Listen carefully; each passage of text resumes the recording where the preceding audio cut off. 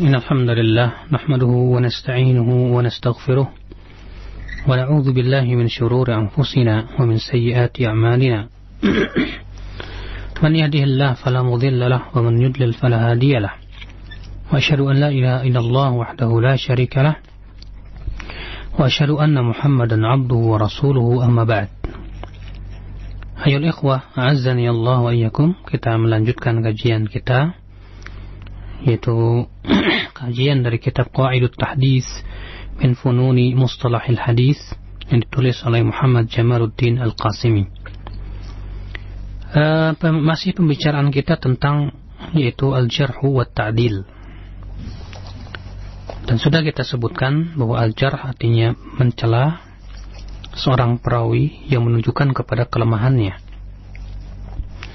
Sedangkan Ta'dil adalah pujian terhadap perawi yang menunjukkan kepada kesikohan atau kesadukan, apakah hadisnya sahih atau hasan. Dan kemarin kita sudah membahas tentang apabila terjadi keadaan seorang perawi berkumpul padanya celaan dan pujian. Artinya sebagian ulama memuji perawi ini dan menganggapnya sebagai perawi yang thiqah misalnya. Sementara ulama lain menganggapnya sebagai perawi yang dhaif misalnya, perawi yang lemah. Apa yang harus dilakukan? Dan sudah kita sebutkan kemarin bahwa kaidahnya bahwa al-jarhul mufassar muqaddam ala al-ta'dil al-mubham, bahwa celaan yang disebutkan alasannya kenapa dia dicela lebih didahulukan daripada sebatas pujian. Kalau ternyata ada dua orang ulama, yang satu mencela, yang satu memuji. Ternyata yang mencela memberikan alasan yang kuat dan bisa diterima, bahwa ternyata si fulan ini lemah. Maka tentu yang mencela, selama dia membawakan alasannya, menafsirkan dan menjelaskan sebabnya, maka pada waktu itu lebih didahulukan daripada sebatas pujian dari seorang ulama. Namun tentunya sudah kita sebutkan bahwa kaidah ini tidak secara mutlak. Itu pun kalau tafsir atau alasannya bisa diterima. Tapi kalau misalnya alasannya tidak bisa diterima, tetap tertolak. Jadi ini kaidah secara umum.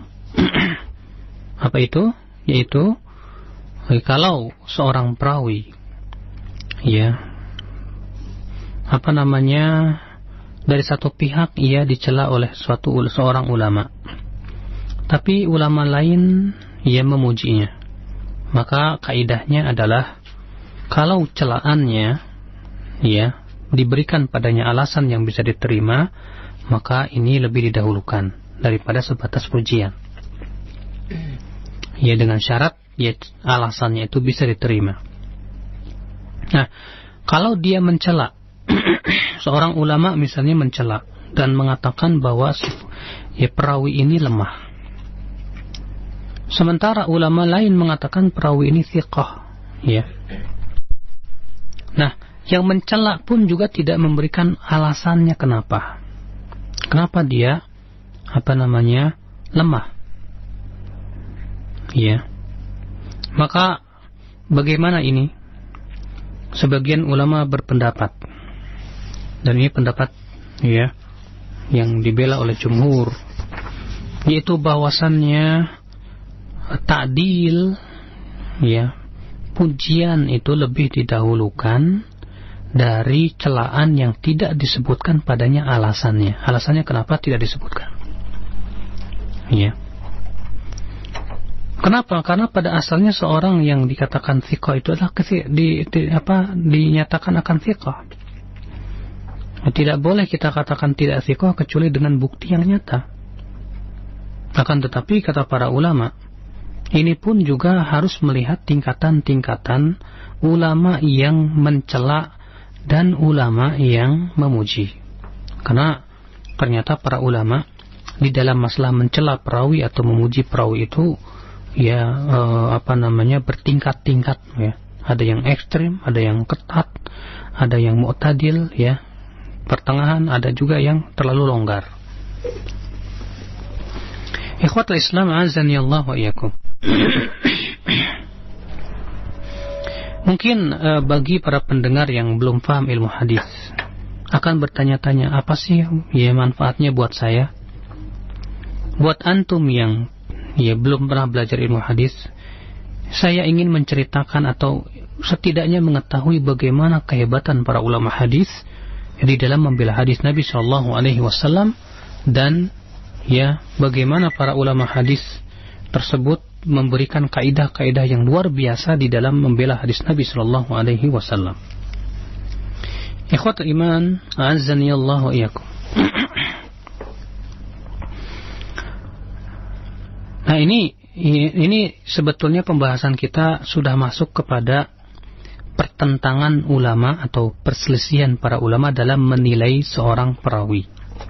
Ternyata ya akhi, para ulama berselisih bukan hanya masalah fikih ya. Ternyata dalam menilai perawi itu juga para ulama terkadang berbeda pendapat. Yang satu mengatakan si fulan thiqah, yang satu mengatakan apa? Si fulan dhaif. Ya. Akhal Islam, perselisihan para ulama dalam menilai seorang perawi ada dua keadaan.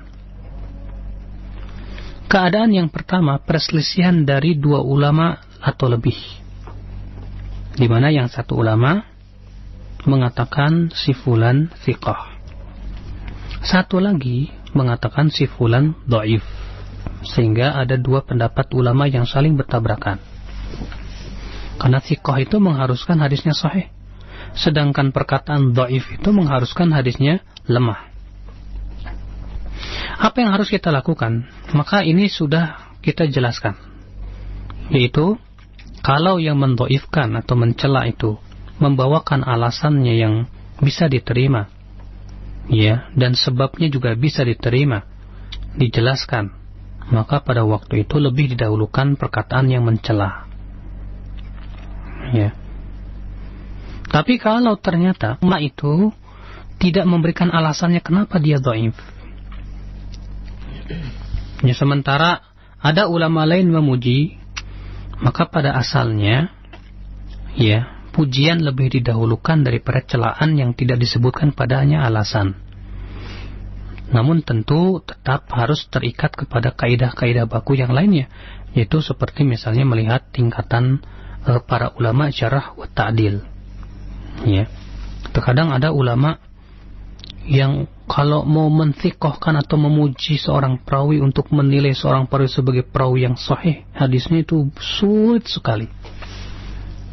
Ya, karena syaratnya terlalu ketat. Seperti Imam Abu Hatim. Ya, seperti Imam Yahya bin Ma'in.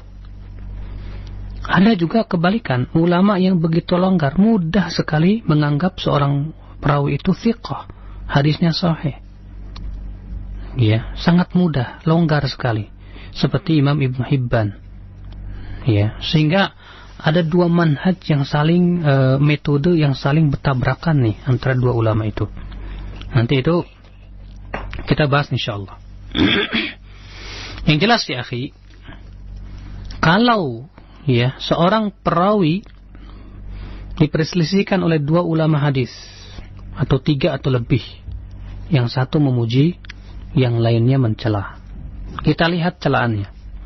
Kalau celaannya diberikan alasan yang bisa diterima, dijelaskan ya, kenapa dia lemah, kita terima, dan ini yang lebih kita unggulkan daripada yang memuji.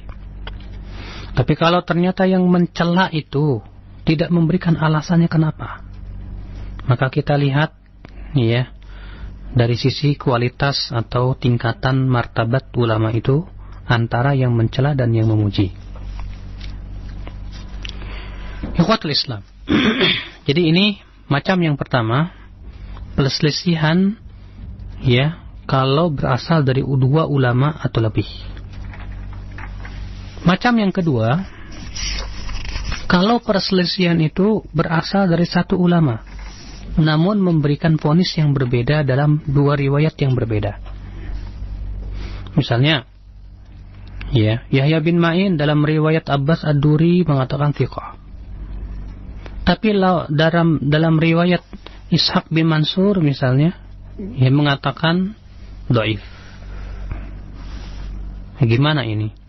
Ada dua riwayat, ya, yang berasal dari satu imam tapi vonisnya berbeda. Ikhwatul Islam azani Allah wa iyyakum.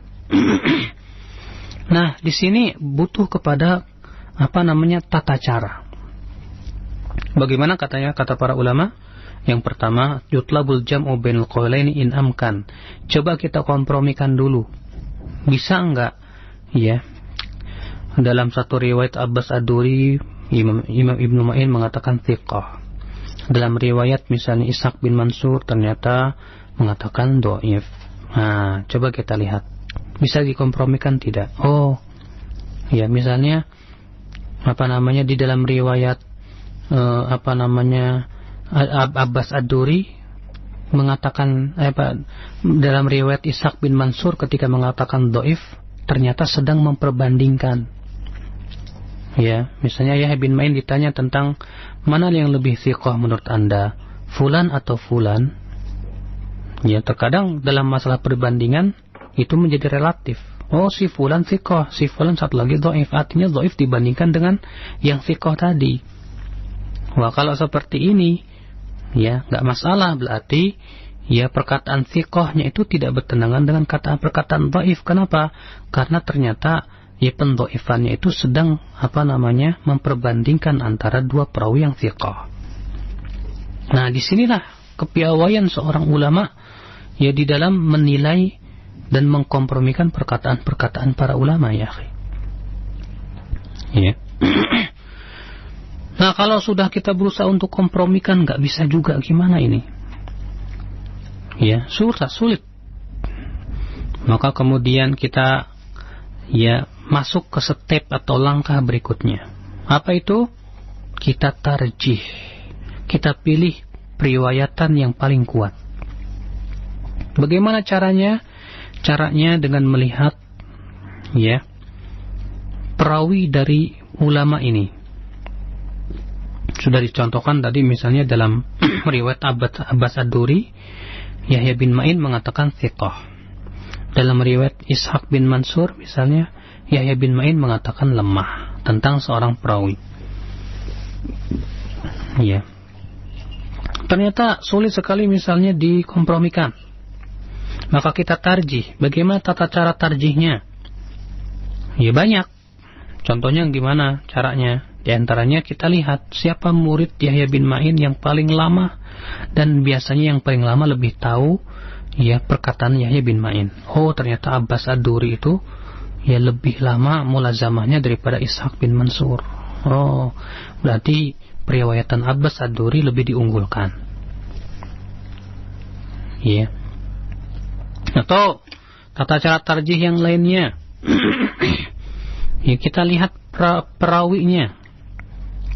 Kalau ternyata perawi yang satu dari Yahya bin Ma'in seorang perawi yang thiqah, tapi yang satu lagi perawi dari Yahya bin Ma'innya dhaif, tentu yang thiqah lebih diunggulkan. Dan banyak lagi cara-cara lain dalam masalah mentarjih ini. Ya. Kalau ternyata, wah, susah nih ditarjih, dua-duanya sama-sama kuat, ya, tidak diketahui mana yang lebih ini, maka kita ambil perkataan yang paling dekat kepada perkataan ulama lain. Ya, coba kita lihat ada tidak ulama lain. Ternyata kebanyakan ulama mengatakan thiqah. Wah, kita ambil yang lebih dekat kepada perkataan para ulama lain tersebut. Kalau ternyata nggak ada, ya, cuma Yahya bin Ma'in saja misalnya, maka pada waktu itu kita tawakuf, entah dulu. Ya, kita harus perhatikan dulu semaksimal mungkin. Ya, apakah, ya, mana yang lebih kuat? Ya, kalau ternyata belum bisa, maka kita diam dulu, tidak memberikan hukum apapun. Ikhwatul Islam, azani Allah wa iyyakum. Ya. Tentunya ini memerlukan dalam masalah perselisihan para ulama. Ya, perselisihan para ulama dalam menilai seorang perawi butuh kepada kaidah-kaidah baku yang harus kita ketahui. Ya. Akhal Islam azani Allah wa iyyakum, sudah kita sebutkan tadi dua macam perselisihan ulama ya dalam memvonis seorang perawi. Kalau perselisihan itu berasal dari dua imam, maka kita lebih mengunggulkan celaan yang diberikan atau dijelaskan alasannya daripada pujian. Ya, kalau tidak diberikan alasan maka lebih mengunggulkan pujian daripada celaan, walaupun tetap terikat dengan kaidah-kaidah yang akan disebutkan. Makanya contoh misalnya seorang perawi yang bernama Syahr bin Hausyab. Perawi ini ya dipuji oleh Yahya bin Ma'in dan Imam Ahmad bin Hanbal.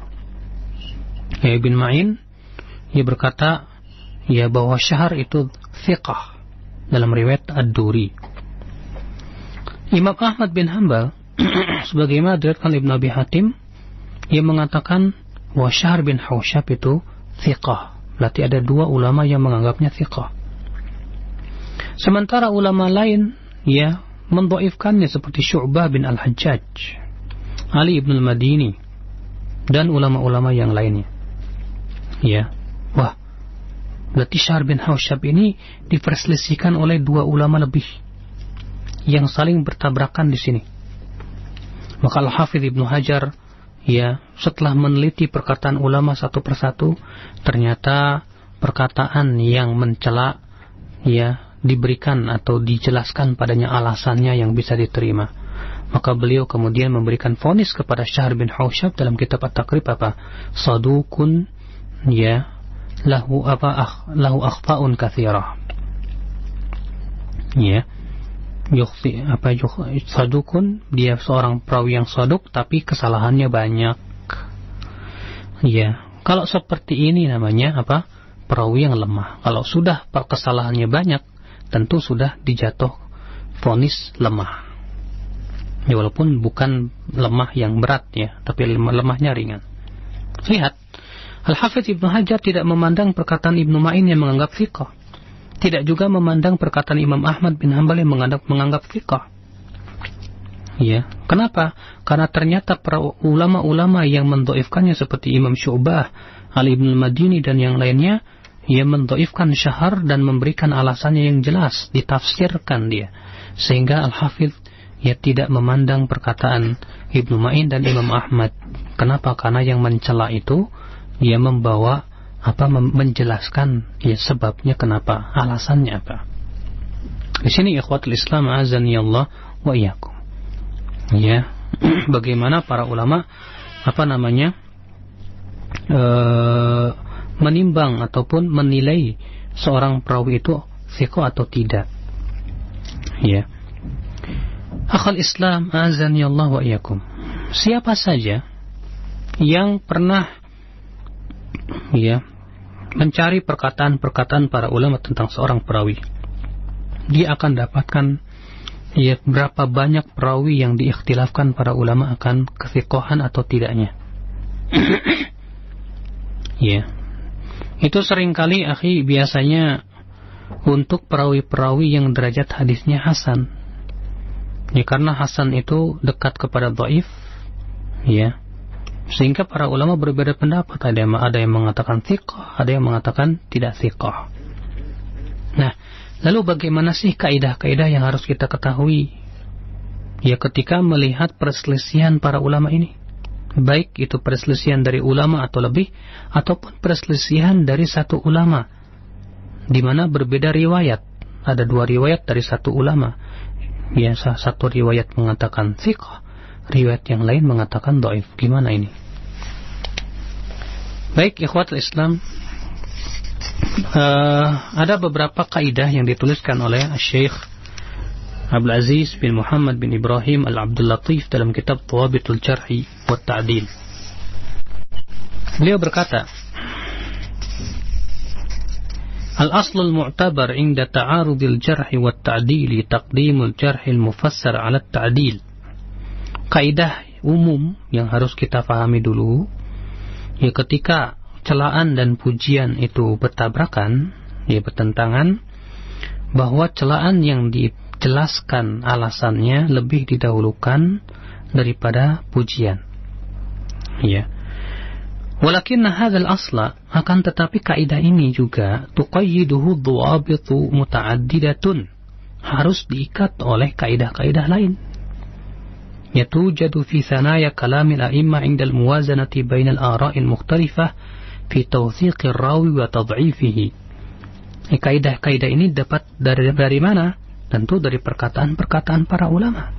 Ya ketika mereka memperbandingkan pendapat-pendapat ulama yang saling bertabrakan itu, sehingga dari situ kita bisa mengambil kesimpulan, ya, atau yang disebut dengan kaidah-kaidah baku.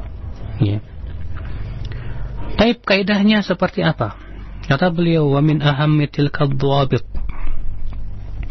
di antara kaidah yang harus kita fahami, i'tibaru manahijil a'immati fi jarhihim wa ta'dilihim. Ya, kita harus melihat metode para ulama dalam mencela dan memuji. Rupanya para ulama ya beda-beda metodenya. Fa innahum ala thalathati aqsam. Karena para ulama yang mencela dan memuji perawi itu ada 3 tingkatan.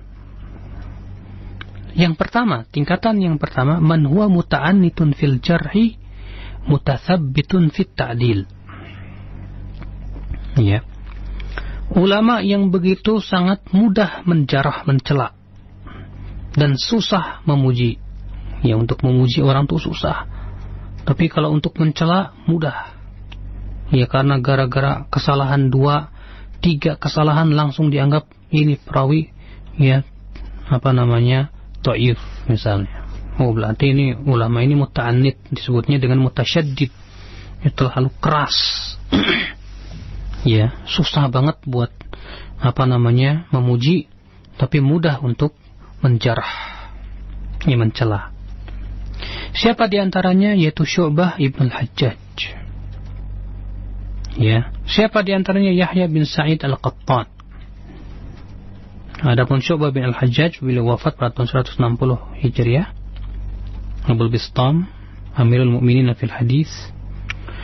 Di antaranya juga yang muta'annid, yang mutasyaddid, yang begitu keras, ya sulit untuk memuji perawi, menganggapnya thiqah, itu Yahya bin Sa'id al-Qattan yang wafat pada tahun 198 Hijriah. Di antaranya juga Yahya bin Ma'in yang wafat pada tahun 233 Hijriah. Dan di antaranya yaitu Abu Hatim Ar-Razi yang wafat pada tahun 277 Hijriah. Di antaranya Al-Imam An-Nasai, ya, beliau juga termasuk mutasyaddid, muta'annid. Ya. Ini tingkatan yang pertama, yaitu ulama yang sangat susah memuji. Ya, dan mudah menganggap dhaif karena akibat kesalahan 2 atau 3 kesalahan. Ada yang kedua, tingkatan ulama yang mu'tadil, tengah-tengah, tidak terlalu sulit dan tidak terlalu longgar, ya, tengah-tengah. Ya, mereka rata-rata orang-orang yang ya sangat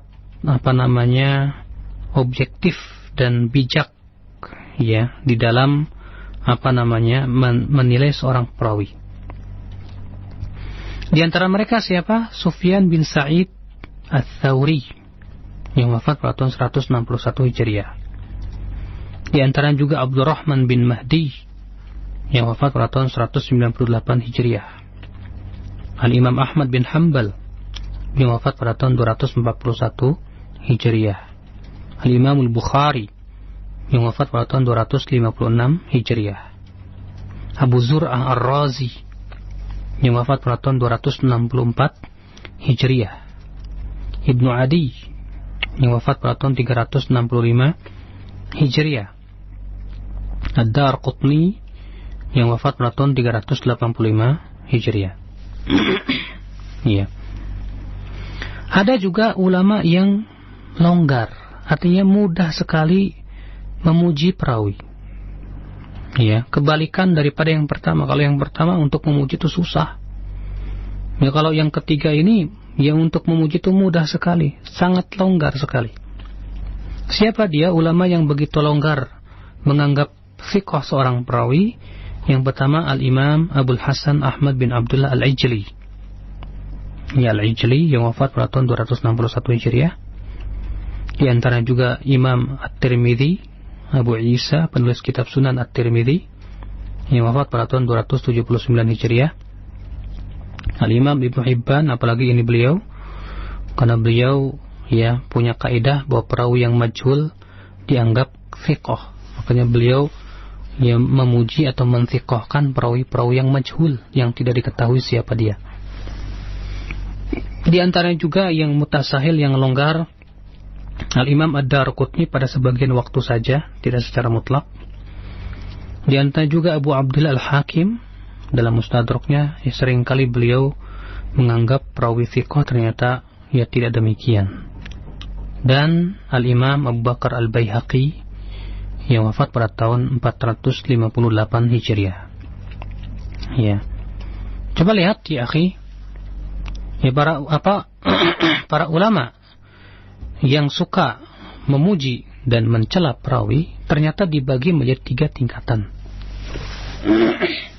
Ya, ada yang mutasyaddid, yaitu yang susah benar memuji perawi. Untuk mengatakan thiqah itu susahnya minta ampun. Ada juga yang tengah-tengah. Ada juga yang sangat longgar, sampai-sampai perawi majhul saja dianggap thiqah seperti Ibnu Hibban. Loh, sekarang ya tak, pertanyaannya apa manfaatnya? Ya, kita membagi metode atau manhaj para ulama dalam memuji dan mencela perawi itu. Apa manfaatnya? Kata beliau, wa faidatu hadzal taqsim an-nazar fi aqwalil a'immah inda iradatil hukmi 'ala ar-rawi. Faidahnya apa? Kita harus melihat perkataan para ulama ketika kita ingin memvonis orang perawi thiqah atau tidak. Ya, contoh. Kalau misalnya ada ulama yang tingkatan pertama yang susah benar untuk memuji atau menthiqahkan perawi, ternyata dia mengatakan tentang si fulan-fulan thiqah, maka gigit ya dengan gigi geram. Karena nih orang ulama ini memang susah banget untuk mengatakan thiqah. Kalau dia sudah mengatakan thiqah, gigit ya dengan gigi geram. Kecuali kapan? Kecuali kalau pendapat dia bertabrakan dengan ijma para ulama. Contohnya para ulama semuanya menganggap lemah, dia sendiri mengatakan thiqah. Ya. Maka pada waktu itu ya ucapan thiqah dari seorang ulama mutasyaddid tatkala menyelisih ijma, ya semakin menambah kedhaifan si perawi. Ya, tidak diterima perkataan ulama tersebut. Ya. Maka kata beliau, فإذا جاء التوثيق من المتشددين فإنه يعض عليه بالنواجذ لشدة تثبتهم في التوثيق إلا إذا خالف الإجماع على تضعيف الراوي أو كان الجرح مفسرا بما يجرح فإنه يقدم على التوثيق. Ya, kalau ternyata ada atau pujian itu berasal dari para ulama ya tingkatan yang pertama yang begitu sangat sulit memuji, ya ternyata dia malah memuji dan mengatakan thiqah, maka gigitlah ia dengan gigi geram. Kecuali kalau dia menyelisih ijma kesepakatan para ulama yang mendhaifkan perawi tersebut, atau ya yang mencelaknya memberikan atau menjelaskan alasan yang kuat ya dan diterima. Ya, maka pada waktu itu tentu kita kembalikan kepada kaidah asal bahwa celaan yang dijelaskan sebabnya lebih didahulukan daripada sebatas pujian. Ya. Tapi kalau ternyata ulama yang tingkatan pertama ini yang susah benar untuk memuji atau menganggap thiqah perawi dan mudah untuk mendhaifkan perawi karena gara-gara kesalahan 2 atau 3, ternyata kita misalnya melihat dia mendhaifkan seorang perawi. Seperti misalnya kita dapatkan, Yahya bin Sa'id mengatakan si fulan dhaif. Ya, si fulan dhaif. Maka bagaimana?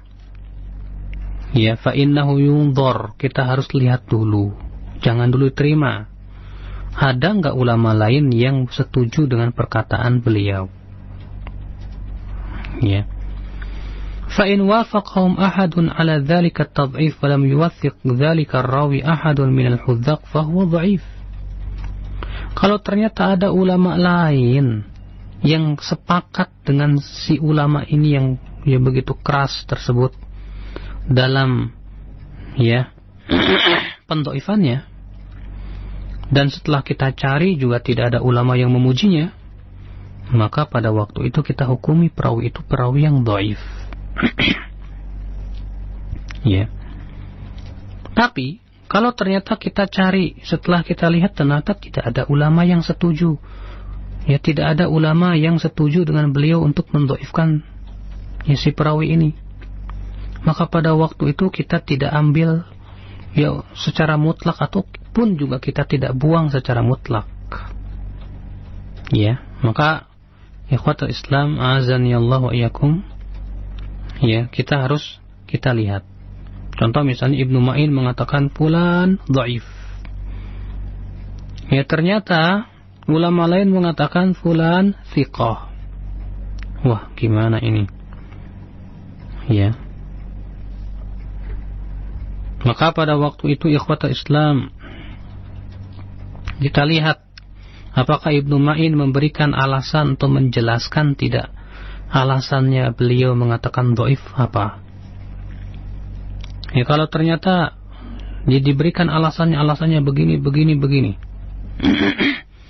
maka tentu sudah kita sebutkan tadi kaidahnya bahwa celaan yang diberikan alasan lebih didahulukan. Tapi kalau misalnya tidak diberikan alasan, kenapa? Tahu-tahu dia katakan dhaif. Maka pada waktu itu kita lebih unggulkan yang memuji. Namun demikian kata Imam Az-Zahabi, pendhaifan si fulan ini pun sedikitnya berpengaruh sehingga derajatnya perawi tersebut bukan perawi yang sahih tapi perawi yang hasan. Nah ini ya akhi ya azanillahu yakum, makanya bermanfaat sekali para penuntut ilmu hadis ingin mengetahui tentang perkataan-perkataan para ulama tentang seorang perawi, wajib dia untuk mengetahui dulu tingkatan ini. Ada perawi ulama yang begitu sangat susah memuji, untuk menfiqhkan orang itu susah. Ada juga yang begitu sangat longgar. Ada juga yang pertengahan, tidak terlalu susah dan tidak terlalu longgar. Jadi sudah kita sebutkan tadi, kalau misalnya perawi ulama tingkat pertama memuji perawi, menfiqhkan, maka gigit dengan gigi geram. Tapi kalau sudah mendhaifkan, minta dulu, kita lihat dulu perkataan ulama yang lainnya. Nah, kemudian kalau ternyata yang menganggap thiqah itu perawi yang longgar, mudah banget untuk menganggap thiqah. Kita lihat ada tidak ulama lain yang setuju dengan ulama ini. Kalau ternyata ada ulama lain yang setuju dari ulama misalnya kelas menengah atau yang tingkat menengah, sama-sama juga menfiqhkan, maka diterima. Tapi kalau dia sendirian, si ulama yang longgar dalam menfiqhkan ini sendirian dalam memuji perawi, maka pada waktu itu tidak diterima. Apalagi kalau itu Ibnu Hibban, karena Ibnu Hibban itu punya kebiasaan jelek, yaitu suka menganggap thiqah perawi-perawi yang majhul. Ikhwatul iman azanillahu wa iyyakum. Nah, sekarang tingkatan yang kedua gimana nih? Yang tidak terlalu keras dan tidak terlalu longgar. Fa innahu yu'tamadu ala aqwalin fil hukmi ala ruwah jarhan wa ta'dilan. Maka hukum mereka ini bisa dipakai baik dalam celaan maupun pujian. Ya. Selama pujian itu tidak bertabrakan dengan celaan yang disebutkan atau dijelaskan tafsirnya atau sebabnya. Ya. Nah, ini ikhwatul Islam azanillah. Jadi kaidah yang pertama harus kita pahami dulu bahwa para ulama jarh wa ta'dil itu ternyata ya terbagi menjadi 3 tingkatan. Metodenya beda-beda. Ada yang sulit sekali memuji dan mudah mencela. Ya, mendoifkan. Ada juga kebalikan. Ya, yang mudah memuji, ya, dan kedua yang tengah-tengah ini, yaitu yang tidak terlalu keras, tidak terlalu longgar, maka ini yang menjadi patokan biasanya yang menjadi patokan para ulama. Allahu a'lam, saya kira cukup dulu ya kajian kita pada siang hari ini. Barangkali di antara para pendengar ada yang bertanya, silakan.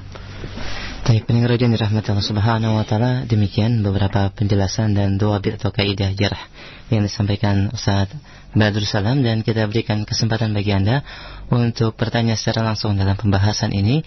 Silahkan bagi antum yang mungkin ingin bertanya lebih, meminta penjelasan lebih, di line telepon 0218236543. Kita terima telepon yang pertama. Halo. Assalamualaikum. Assalamualaikum. Waalaikumsalam, Pak. Dengan siapa Pak, di mana? Dari Lombok, Nusa Tenggara Barat. Dari Lombok, dengan Pak siapa Pak? Iya. Taib, silahkan. Saya menanyakan sebuah hadis ini. Silahkan Pak. Allah menciptakan tanah pada hari Sabtu. Allah menciptakan gunung di atas tanah pada hari Ahad. Allah menciptakan pohon-pohon pada hari Senin, dan Allah menciptakan yang tidak disenangi pada hari Selasa. Allah menciptakan cahaya pada hari Rabu, dan Allah menciptakan binatang yang melata pada hari Kamis. Allah menciptakan Adam alaihissalam pada asarnya hari Jumat.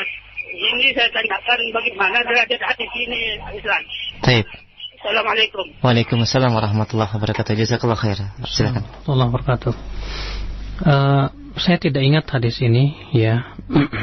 Yang saya ketahui bahwa penciptaan Nabi Adam betul ditunjukkan oleh hadis-hadis yang sahih, bahwa beliau diciptakan di hari Jumat, ya, di akhir waktu Jumat. Adapun tentang hadis tadi menyebutkan satu persatu, saya tidak ingat ya. Yang saya ingat itu adalah bahwa Allah menciptakan Nabi Adam pada hari Jumat itu. Allahu a'lam. Baik, demikian Bapak, dan mudah-mudahan kita akan dilihat kembali saja berkaitan dengan hadis tersebut di lain waktu. Kita berikan kesempatan yang kedua di line telepon 0218236543. Silahkan. Halo. Assalamualaikum. Salam. Iya, dengan siapa Pak, di mana? Dari Abu Ardillah di Cikarang. Silahkan Pak. Ini kalau masalah, kami pernah baca di suatu buletin. Nah itu ada ulama yang mengkritisi masalah hadis-hadis tentang yasinan. Di antaranya ada perawi yang bernama Abu Usman. Dan kalau di kita itu dikatakan mazul. Tapi menurut mereka, nah itu tidak mazul karena diriwayatkan oleh lebih dari satu orang perawi hadis. Katanya tidak mazul. Nah jadi kedudukannya bagaimana gitu Ustaz? Baik. Assalamualaikum warahmatullahi wabarakatuh. Waalaikumsalam warahmatullahi wabarakatuh. Jazakallah khair Pak. Pertama, bahwa majhul itu ada dua macam. Yang pertama disebut dengan majhul ain. Apa itu majhul ain? Yaitu seorang perawi yang tidak ada yang meriwayatkan darinya kecuali satu perawi saja. Maka ini disebut dengan majhul ain. Sebetulnya pembahasan majhul ya belum sampai ya. InsyaAllah nanti kita akan bahas di dalam masalah jarh wa ta'dil ini. Kemudian yang kedua, majhul yang disebut dengan majhul hal, yaitu seorang perawi yang tidak ada yang meriwayatkan darinya kecuali dua orang atau lebih, dan tidak ada ulama yang memujinya, tidak pula ada ulama yang mencelanya. Tapi kalau misalnya ya, seorang perawi diriwayatkan oleh tiga ulama,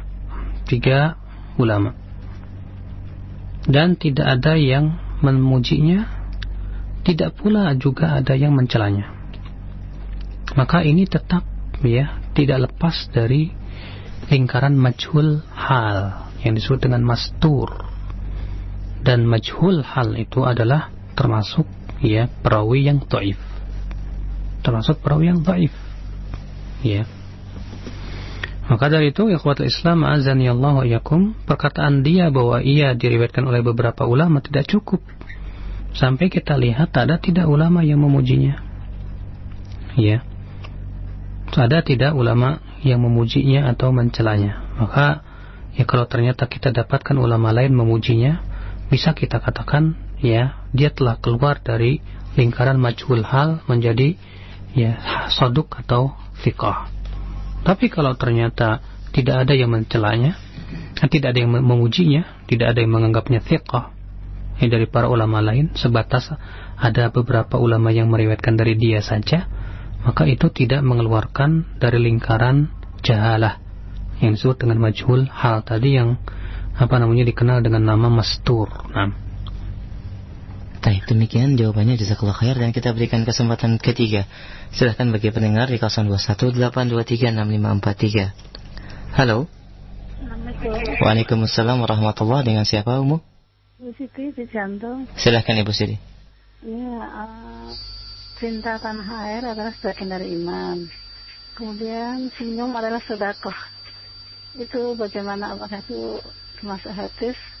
Dan kalau termasuk hadis, sahih atau tidak? Ya, baik. Assalamualaikum warahmatullahi wabarakatuh. Waalaikumsalam warahmatullahi wabarakatuh. Jazakallah khair. Adapun yang pertama itu hubbul watan minal iman, dinyatakan oleh Syekh Albani la aslalah, tidak ada asalnya. Adapun hadis tersenyum itu adalah termasuk sedekah, hadis itu sahih. At-tabassum fi wajhi akhika sadaqah. Tersenyumnya kamu di wajah saudara kamu itu adalah sedekah, adalah hadisnya sahih. Hadis itu seingat saya disebutkan oleh Al-Imam An-Nawawi dalam Riyadhus Shalihin, dan beliau dan disahihkan oleh muhakkiknya yaitu Syekh Salim bin Id Al-Hilali. Baik, jazakallah khair. Kita berikan kesempatan berikutnya mungkin bagi para pendengar Roja sebelum kita angkat dari pesan singkat di 0218236543. Silakan. Halo. Assalamualaikum. Waalaikumsalam warahmatullahi. Dengan siapa? Dengan Allah di Tangerang. Silakan, Pak. Saya hanya ingin mendapat ketegasan mengenai turunnya surat Al-Baqarah 286. Apakah itu benar diberikan kepada Rasulullah pada waktu Mi'raj ke Sidratul Muntaha? Mohon informasinya. Terima kasih, Ustaz. Ayat 86, Pak ya? Ya. Ayat 86. 286, ya. Ayat terakhir dari. Taib. Iya. 286. Informasi dari diskusi bahwa itu diturunkan atau diberikan langsung oleh Allah Subhanahu wa taala kepada Rasulullah pada waktu Mi'raj Sidratul Muntaha. Terima kasih. Assalamualaikum warahmatullahi wabarakatuh. Waalaikumsalam warahmatullahi wabarakatuh. Saya belum mendapatkan riwayat, Pak tentang apakah betul ayat itu diberikan oleh Rasulullah dan diwahyukan kepada Allah, atau diberikan oleh Allah langsung kepada Rasulullah ketika di Sidratul Muntaha. Itu 286 itu. Saya belum menemukan. Nanti insyaallah saya coba periksa lagi tentang kebenaran apakah ada riwayatnya. Ya Allah a'lam.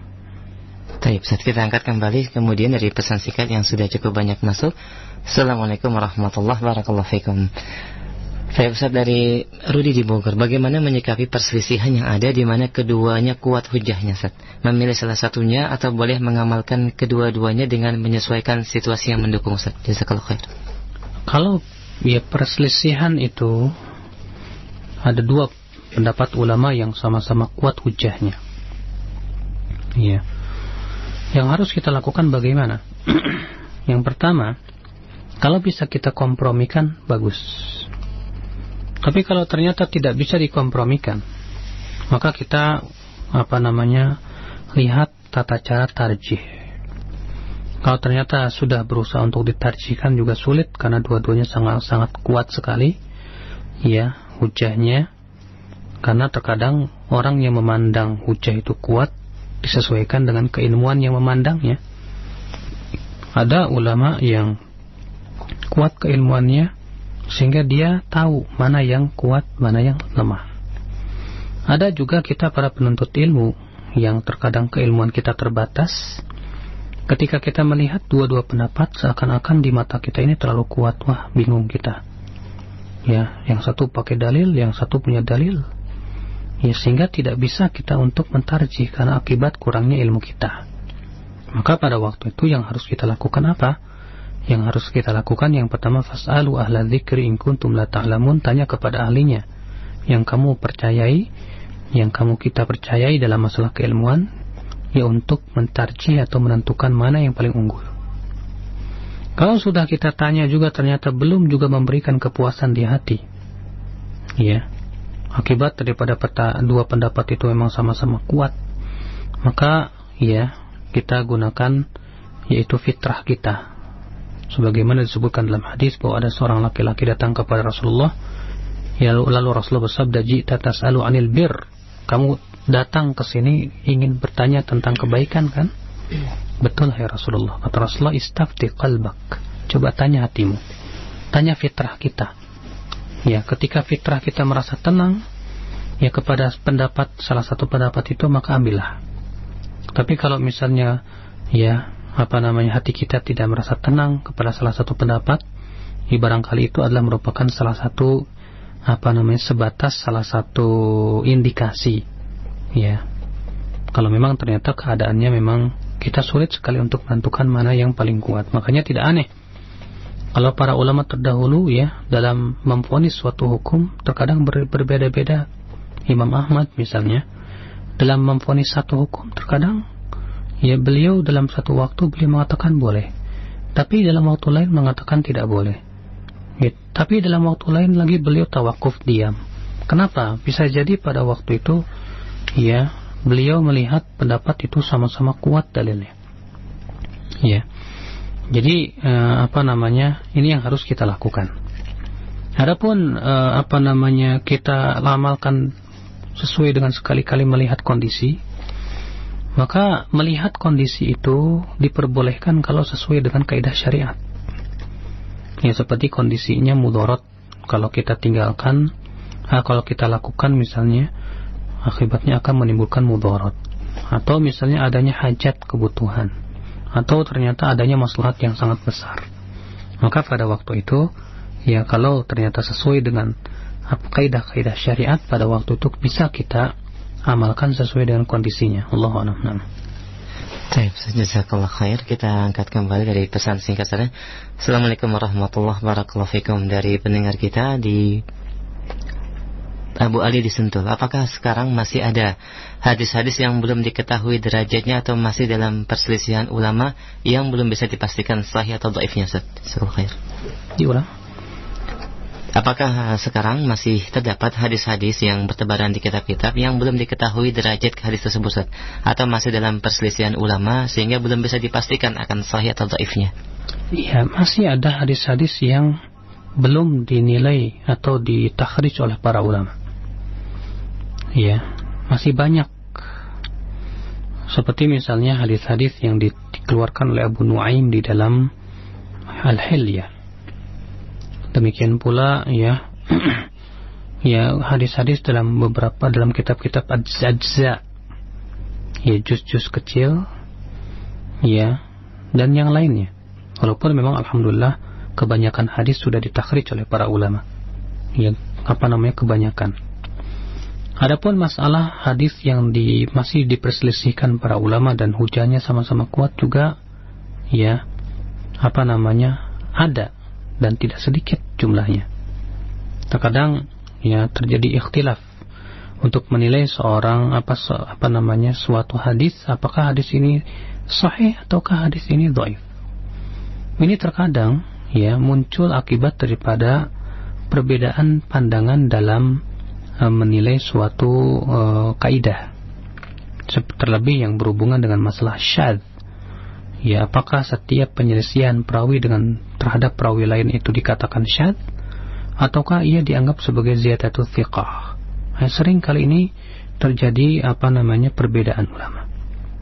Demikian pula perbedaan ulama dalam menilai seorang perawi. Yang satu menilai bahwa perawi ini lemah, yang satu menilai perawi ini thiqah. Ya, sehingga terjadi perbedaan dalam memvonis hadis. Itu bisa seringkali terjadi. Allahu a'lam. Nah. Jazakallahu khair. Ustaz, kita angkat kembali dari pesan singkat. Assalamualaikum warahmatullahi wabarakatuh. Ustaz, dari pendengar kita Abu Faiz Singkawang, Kalimantan Barat, apakah ada kaidah mengenai pembagian sunnah menjadi sunnah tasyri'iyah dan sunnah non tasyri'iyah, Ustaz? Dan kalau memang ada, dari ulama mana yang mengemukakan demikian, Ustaz? Jazakallahu khair. Memang ada, dalam artian sunnah di sini artinya apa yang dilakukan oleh Rasulullah SAW, yaitu ya ada perbuatan Rasulullah yang kita disyariatkan untuk mengikutinya, ya, yaitu sunnah-sunnah yang sifatnya adalah ibadah, ya, seperti dalam rangka mempraktikkan perintah Allah dan yang lainnya. Ada juga sunnah-sunnah atau yang dilakukan oleh Rasulullah dan kita tidak diharuskan atau tidak disyariatkan, juga tidak disyariatkan dalam artian tidak diharuskan untuk mengikutinya, seperti misalnya masalah selera makan.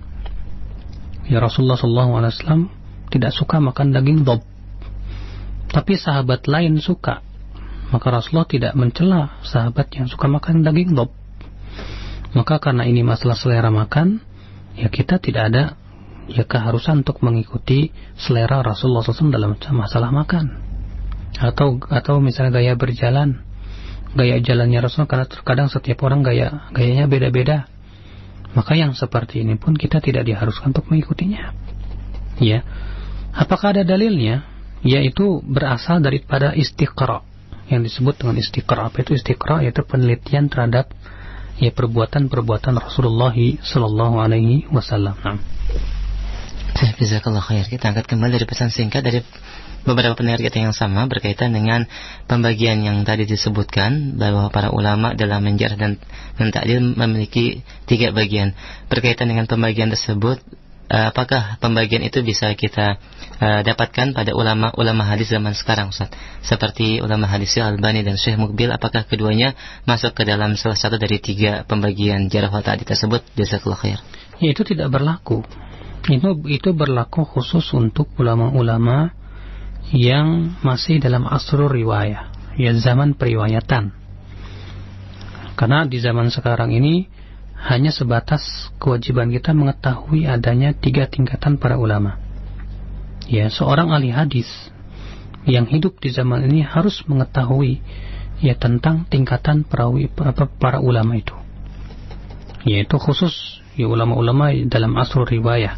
Karena di zaman dahulu itu memang mereka betul-betul menilai seorang perawi.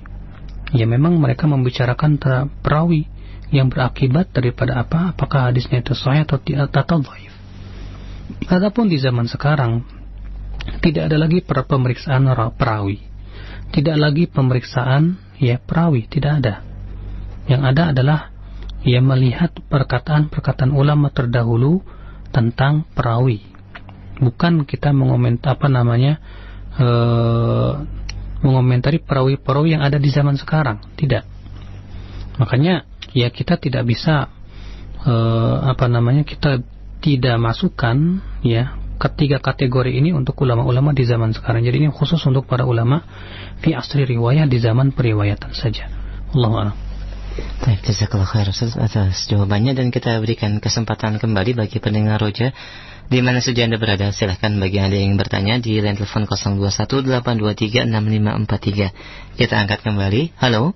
Assalamualaikum warahmatullahi wabarakatuh. Waalaikumsalam warahmatullahi wabarakatuh. Dengan siapa, Pak? Dengan Indro di Pamulang. Silahkan, Pak. Assalamualaikum, Ustaz. Waalaikumsalam warahmatullahi.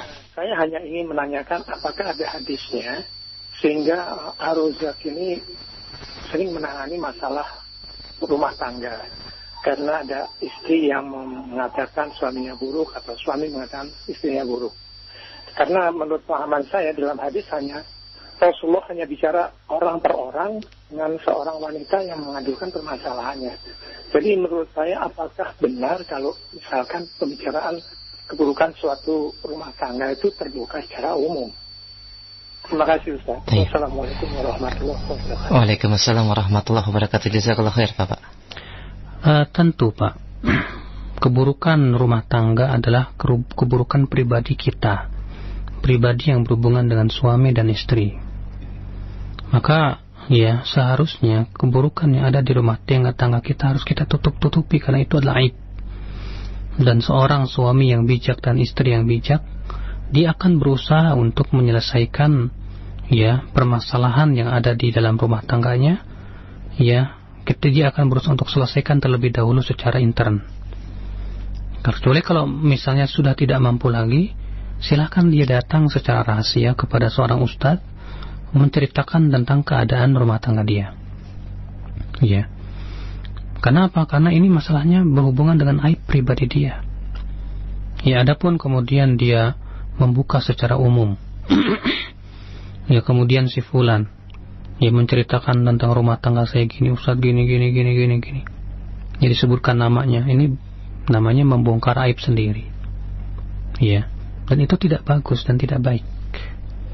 Ya, menurut saya itu tidak bagus dan tidak baik, kecuali kalau memang ya nama-namanya itu tidak disebutkan. Misalnya saya hamba Allah, saya punya permasalahan ya rumah tangga begini.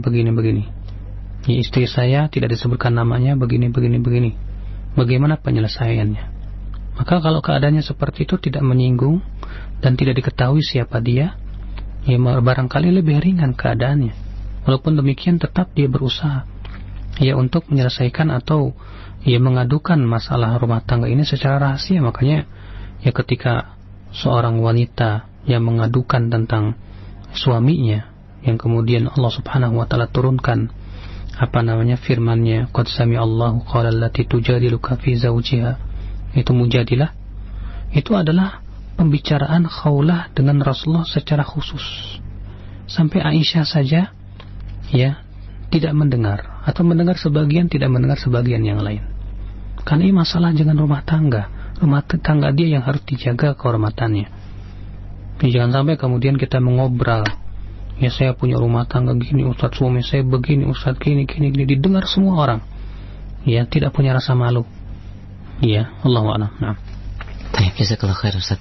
Kita berikan kesempatan yang berikutnya bagi Anda yang ingin bertanya secara langsung, silakan di 0218236543. Halo. Assalamualaikum. Waalaikumsalam warahmatullahi. Dengan siapa Bapak? Dengan Abdul Haq dari Bogor. Silakan Pak. Ustaz mau menanyakan tentang hadis yang diriwayatkan oleh Ibnu Abbas tentang zikir setelah salat fardu dengan suara nyaring, yang dimana artinya mengangkat suara dalam berzikir ketika selesainya sholat. Orang-orang mengerjakan salat fardu telah dilakukan pada masa Nabi Sallallahu Alaihi Wasallam. Bagaimana pengertiannya Ustaz?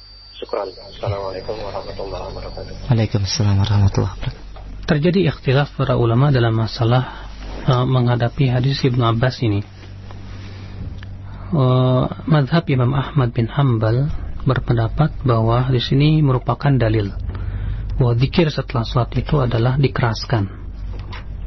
Ya, makanya ya kita lihat di para ulama terutama di Saudi Arabia, setelah sholat mereka mengeraskan ya astagfirullah Allahumma antasam, tapi masing-masing, tidak dipimpin oleh seorang imam. Ya. Sementara mazhab Imam Syafi'i rahimahullah berpendapat bahwa ya zikir atau perkataan Ibnu Abbas bahwa mengangkat suara ya di zaman Rasulullah SAW sebagai pertanda selesai sholat, kata Imam Syafi'i itu mimbabi ta'lim, itu sebatas untuk mengajarkan kepada manusia tentang lafaz-lafaz daripada zikir. Kenapa? Kata Imam Syafi'i, karena pada asalnya zikir itu dengan lirih. Allah berfirman, wadhkur rabbaka fi nafsika tadarru'an wa khifatan wa dunal jahri minal qaul. Ya, hendaklah berdoa kepada Rabbmu. Ya, dengan apa? Ya, berzikir kepada Rabbmu pada dirimu dengan penuh tadarru', ya, dengan rasa takut dan suara yang lirih. Dan itu adalah merupakan asal daripada zikir. Ya, maka Imam Syafi'i rahimahullah membawa hadis Ibnu Abbas tersebut ya kepada makna ta'lim, artinya sebatas untuk mengajarkan saja. Wailah pada asalnya zikir itu adalah dilirihkan.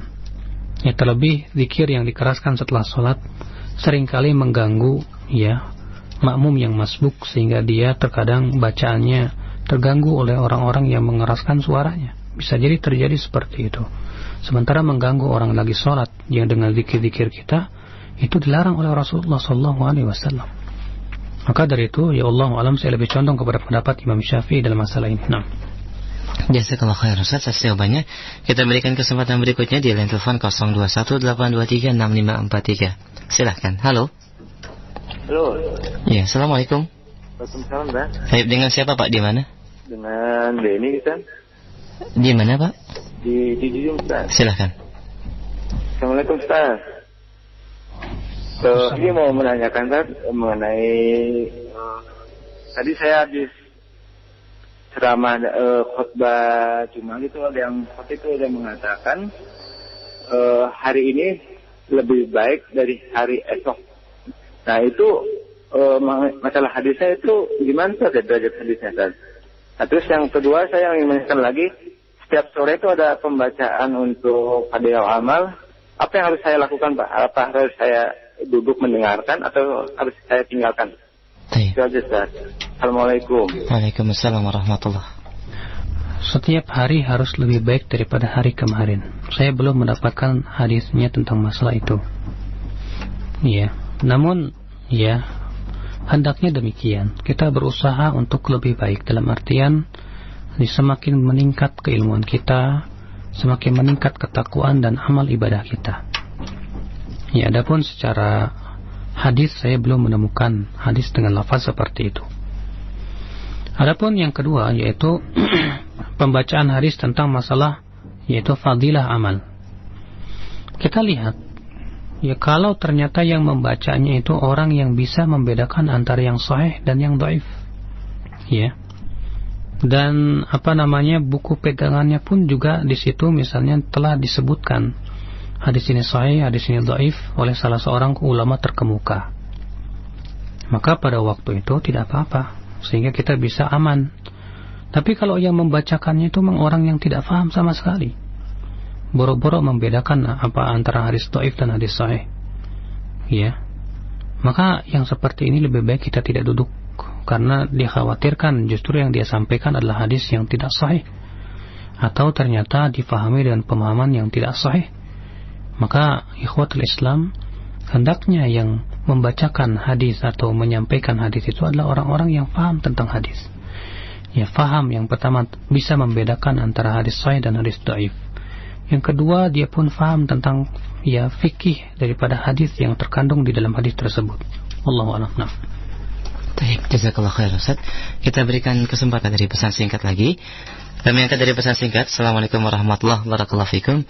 Ada beberapa pertanyaan yang sama dan kami simpulkan menjadi 3 poin saja. Yang pertama, apakah ayat yang menyebutkan atau yang terdapat dalam surah An-Nisa ayat 13 itu memiliki faedah hukumnya kepada memaknai mewajibkan masuk surga untuk kelompok tertentu dan mewajibkan masuk neraka kepada orang Islam yang tidak bergabung kepada jemaah tersebut. Itu poin pertama, Ustaz. Dan yang kedua, apakah ada dalil kewajiban infak 2,5 sampai 10% dari hasil yang kita peroleh, sebagaimana ayatnya wa mimma razaqnahum yunfikun. Jazakallahu khair. Keyakinan Ahlus Sunnati wal Jamaah tidak boleh memastikan seseorang itu sebagai surga, dan tidak boleh juga untuk memastikan seseorang itu dengan api neraka. Ya. Adapun Allah Subhanahu wa taala memvonis itu sebatas sifat saja, siapa yang beramal soleh, yang melakukan begini-begini dia masuk surga. Ya, tapi apakah setiap orang yang beramal soleh pasti masuk surga? Hanya Allah yang Maha tahu. Sebab urusan hati itu Allah yang tahu. Barangkali di depan mata kita dia beramal soleh, tapi di belakang kita Allah yang Maha tahu. Maka dari itu kita tidak boleh untuk memastikan seseorang itu sebagai surga dan neraka. Oleh karena itu, ya, Imam Al-Bukhari dalam sahihnya membuatkan bab la yuqal fulan syahid. Tidak boleh seseorang dikatakan syahid, ya. Demikian pula tidak boleh kita pastikan seseorang itu ya di dalam api neraka.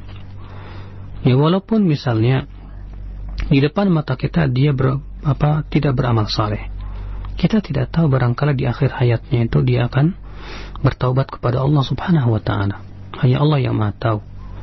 Maka dari itu, ya orang yang menilai suatu atau seseorang atau orang lain karena akibat dia tidak ikut kelompoknya, kemudian dipastikan dia masuk neraka, maka yang pertama orang ini bodoh terhadap manhaj yang hak, bodoh terhadap dalil.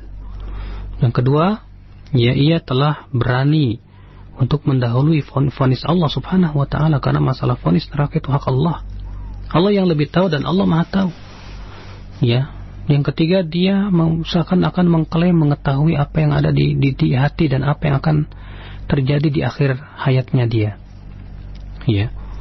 Maka dari itu ikhwatul Islam, ini akibat daripada ketidakfahaman dia terhadap ayat dan tidak melihat ya, penafsiran para ulama terhadap ayat tersebut. Ya. Adapun yang kedua yaitu mewajibkan sedekah setiap kali kita menghasilkan suatu penghasilan 2,5% sampai 10%. Pertama, bahwasannya ayat Al-Quran khudz min amwalihim shadaqah, ambillah dari sebagian harta mereka, telah ya menjadi sebuah keniscayaan bahwasannya ada di sana harta-harta yang tidak diwajibkan oleh Rasulullah SAW untuk dizakati. Seperti misalnya kata Rasulullah, tidak ada zakat pada kuda dan hamba sahaya. Demikian pula para ulama berijma bahwa ya sayur mayur itu jumhur berpendapat bahwa sayur mayur tidak ada zakatnya. Demikian pula para ulama berijma bahwasanya tebu tidak ada zakatnya. Itu menunjukkan bahwa tidak semua harta ya dikeluarkan padanya zakat. Adapun khudz min amwalihim min di sini litab'id, artinya sebagian harta saja, tentu yang ditunjukkan oleh dalil.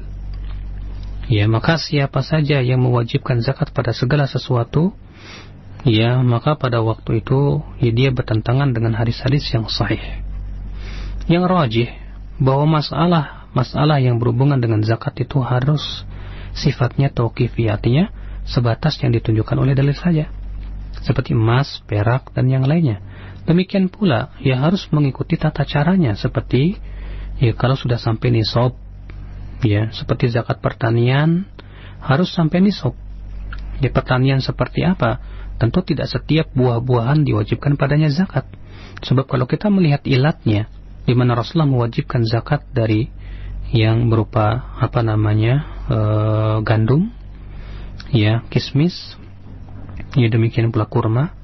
Tanpa kita lihat ternyata barang-barang ini adalah merupakan muqtad, yaitu makanan pokok semuanya, dan bisa disimpan untuk jangka waktu yang lama. Ya, maka dari itu apakah petani rambutan misalnya yang menghasilkan rambutan itu diwajibkan pada zakat? Yang rajih, yang sahih wallahu a'lam, tidak diwajibkan padanya zakat. Karena ya makna itu tidak ada, atau ilat itu tidak ada pada rambutan, karena rambutan bukan makanan pokok sama sekali. Ikhwatul Islam azani Allah wa iyyakum.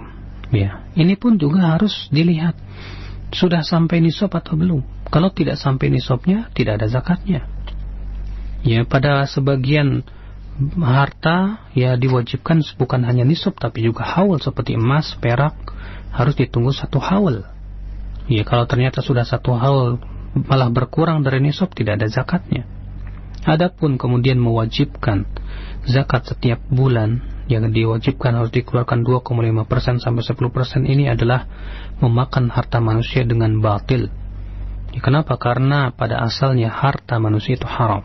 Allah berfirman, inna dima'akum wa amwalakum haramun alaikum. Sesungguhnya darah dan harta kalian adalah haram atas kalian, kata Rasulullah SAW. Sehingga kita ambil faedah bahwa harta seorang muslim pada asalnya haram. Tidak boleh kita ambil kecuali dengan dalil. Ya, nah. Baik. Adapun sebagian jemaah yang mengatakan bahwa barang siapa yang tidak mengeluarkan infak maka tidak akan menyambung, itu tidak subhat yang salah ya saudara? Iya, yang jelas infak seperti apa? Kalau misalnya infak yang mereka bikin-bikin sendiri, justru ya kalau dia membikin-bikin sendiri berarti dia telah merubah atau membuat-buat syariat yang tidak diizinkan oleh Allah. Nah. Baik, jazakallahu khair. Kita angkat kembali pertanyaan yang masih berkaitan dengan suatu organisasi atau jemaah yang ada di Kota Bogor dan di sebagian tempat di mana imam kelompok jamaah tersebut dikatakan mengambil ilmu hadis dari ulama-ulama hadis di kota Makkah dan Madinah secara manqul atau musnad, maka barang siapa yang tidak mengambil ilmunya tidak akan sah ibadahnya dan tidak akan sah Islamnya. Apakah ajaran ini dari ulama ahli hadis di Makkah dan Madinah itu demikian? Dan yang berikutnya, yang terakhir, apakah ada kewajiban membaiat dengan dalil tidak halal hidupnya seseorang di muka bumi kecuali dengan mengangkat salah satu jadi imam? Jazakallah khair. Pertama, sebatas dia mengambil hadis dari ulama di kota Mekah, tidak kemudian lantas menjadikan orang ini langsung bisa kita vonis harus diambil ilmunya. Karena orang yang belajar ke ulama belum tentu ulama.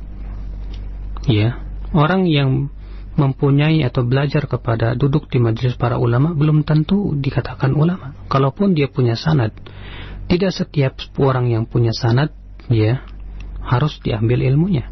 Berapa banyak para ulama terdahulu yang mereka itu mempunyai sanad ternyata ya periwayatannya tertolak.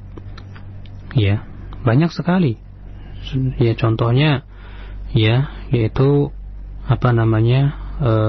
Amr bin Ubaid, seorang pentolan Jahmi.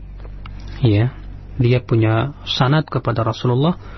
Ya, hadis-hadis yang ia riwayatkan namun ditolak oleh para ulama akibat daripada keyakinannya yang menyimpang, yaitu Mu'tazilah.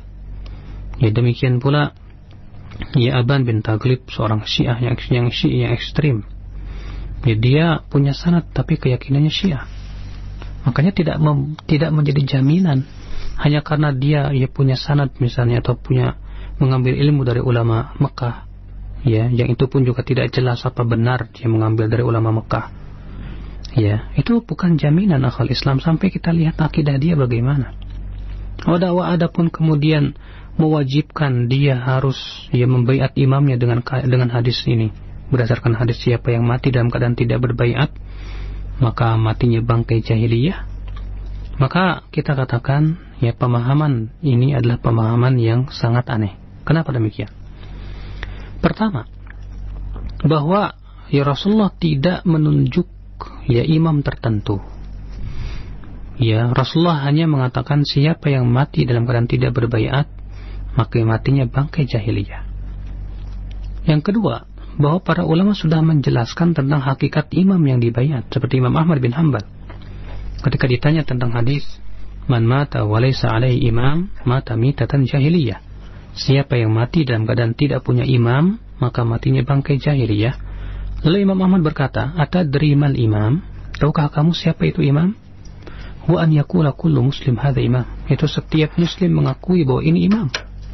Coba anda tanya ya kaum muslimin atau setiap muslim yang ada dari Sabang sampai Merauke, siapa pemimpin di Indonesia? Maka itulah imam. Ya. Dan juga Syekhul Islam Taimiyah sudah memberikan perincian yang jelas bahwa imam yang dibaiat itu hendaknya, yaitu seorang imam itu disebut dengan imam, dia mempunyai wilayah kekuasaan yang jelas, ya, dan punya kemampuan untuk menjalankan siasat syariah. Nah, ternyata itu tidak terpenuhi pada kelompok-kelompok yang ada. Terlebih kalau kita benturkan dengan hadis, ya apabila dua khalifah dibaiat maka yang pertama membunuh yang kedua. Dalam satu riwayat hendaklah bunuh salah satunya. Ya, sementara yang dibaiat di Indonesia banyak sekali dari kelompok-kelompok. Mana dahulu yang harus dibunuh? Ya subhanallah. Ya, akibat daripada pemahaman yang salah ini, akhirnya kaum muslimin terkotak-kotak, saling mengkafirkan, ya. Maka dari itu kita berusaha untuk memahami suatu dalil itu sesuai dengan pemahaman yang sahih, sesuai dengan apa yang dipahami oleh salafun as-salih. Naam. Dan mungkin satu lagi berkaitan juga dengan tidak halalnya hidup 3 orang di muka bumi kecuali harus mengangkat salah satunya jadi imam. Apakah ini hadis sahih dan bagaimana penerapannya? Saya belum mengetahui hadis tentang yang menyebutkan tentang lafaz seperti itu. Ya.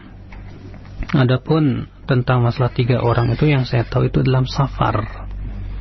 Ya, maka imam safar itu ya hendaknya ditunjuk salah satu imam.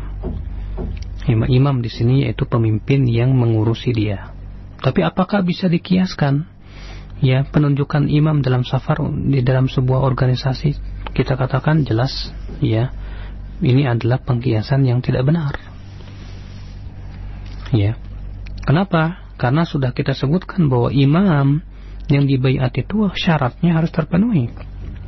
Diakui oleh setiap muslim bahwa dia imam, mempunyai daerah wilayah kekuasaan, yang mempunyai kemampuan untuk menjalankan siasat syariah, sementara syarat-syarat itu tidak terpenuhi. Ya Allah a'lam. Jazakallah khair Ustaz. Kita akan angkat satu pesan singkat kembali sebelum dari telepon. Ada beberapa pertanyaan yang sama. Assalamualaikum warahmatullahi wabarakatuh. Ustaz, kami memiliki permasalahan di tempat kami di mana ada satu kawasan yang dijadikan sebagai tempat pemancingan, akan tetapi dihiasi dengan berbagai macam undian dan hadiah. Kami telah berusaha untuk memberikan teguran namun tidak digubris. Yang menjadi pertanyaan, bagaimanakah hukum orang yang memfasilitasi, orang yang menjaga atau memberikan pengamanan, dan mereka yang secara kekuasaan memiliki andil yang bisa untuk mencegah kemaksiatan ini terjadi lalu kemudian mendiamkannya. Bagaimana hukumnya Ustaz? Jazakallah khair. Jelas ya akhi bahwa orang yang punya kemampuan, kekuasaan, dan dia mendiamkan kemungkaran itu, dia berdosa di sisi Allah Subhanahu wa taala. Iya. Adapun kita yang tidak punya kemampuan, sebatas mengingatkan saja. Kalau sudah kita mengingatkan, kita datangi pemiliknya misalnya, kita bacakan hadis-hadisnya, ya perkataan para ulama dalam masalah ini, atau minta bantuan kepada MUI misalnya setempat. Tolonglah Pak MUI, ya dinasihati mereka. Ya kalian ini para ulama yang dianggap ulama oleh mereka, tolonglah ya diberikan peringatan, karena mereka juga punya kemampuan dan kekuasaan. Mereka berkewajiban untuk menegakkan ya salah satu daripada masalah yang sangat penting dalam Islam, itu masalah amar ma'ruf nahi munkar. Ya. Maka kalau kita sudah berusaha semaksimal mungkin untuk mengingkari ternyata sulit, maka pada waktu itu la yukallifullahu nafsan illa wus'aha. Allah tidak membebani jiwa kecuali sesuai dengan kemampuannya. Allah.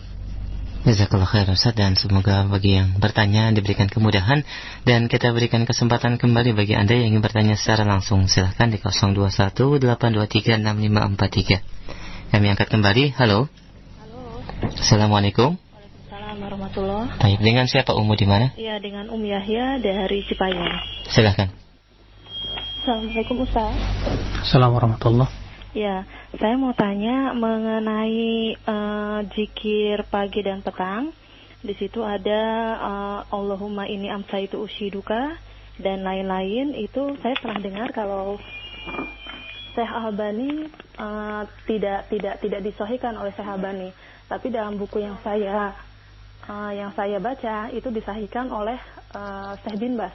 Bagaimana keterangannya? Begitu aja, makasih. Assalamualaikum. Waalaikumsalam warahmatullahi wabarakatuh. Silakan. Yang pernah saya periksa jalan-jalannya, saya lebih condong kepada pendapat Syekh Albani, karena ternyata ya jalan-jalannya dhaif, tidak bisa dijadikan hujjah, sehingga periwayatan itu adalah periwayatan yang dhaifah. Allahu a'lam. Baik, jazakallahu khair. Kita berikan kesempatan berikutnya di line telepon 0218236543. Silahkan. Halo. Iya, silahkan. Baik, terputus. Kami berikan kesempatan bagi Anda yang ingin bertanya secara langsung dalam pembahasan kita siang ini, Jarh wa Ta'dil dari kitab Mustalahul Hadis. Kami berikan kesempatan kembali di line telepon 0218236543. Halo. Halo, Assalamualaikum. Waalaikumsalam warahmatullahi. Dengan siapa? Dengan Abdullah Pak di Jakarta. Silakan Pak. Assalamualaikum Pak Ustaz. Assalamualaikum warahmatullahi. Saya punya kakak ipar nih nikah dengan orang Kristen. Mohon maaf Bapak, dikecilkan radio monitornya, ada feedback. Kita bisa diterima, silakan. Assalamualaikum Pak Ustaz. Assalamualaikum warahmatullahi. Saya ini punya permasalahan, kakak ipar saya nikah dengan orang Kristen, Ambon. Kakak iparnya perempuan apa laki-laki Pak? Perempuan. Nah, setelah dia nikah, dia itu berubah jadi semua saudara-saudara dari pihak dia itu selalu jadi domba, termasuk istri saya dengan ibunya sendiri gitu. Gimana sikap saya dengan kakak ipar saya gitu? Pertama, itu saja Bapak. Iya, terima kasih Pak Ustaz. Afwan, jazakallah khairan. Assalamualaikum warahmatullahi wabarakatuh. Ya, pertama tentu Bapak berusaha untuk menasihati. Ya, menasihati, ya semampu Bapak saja. Yang kedua, Bapak untuk berusaha untuk mengklarifikasikan dan mengislah. Ya, artinya mengkanter adu dombaan yang dilakukan oleh dia. Ya. Semoga tentunya ini karena merupakan amalan yang besar di sisi Allah Subhanahu wa taala.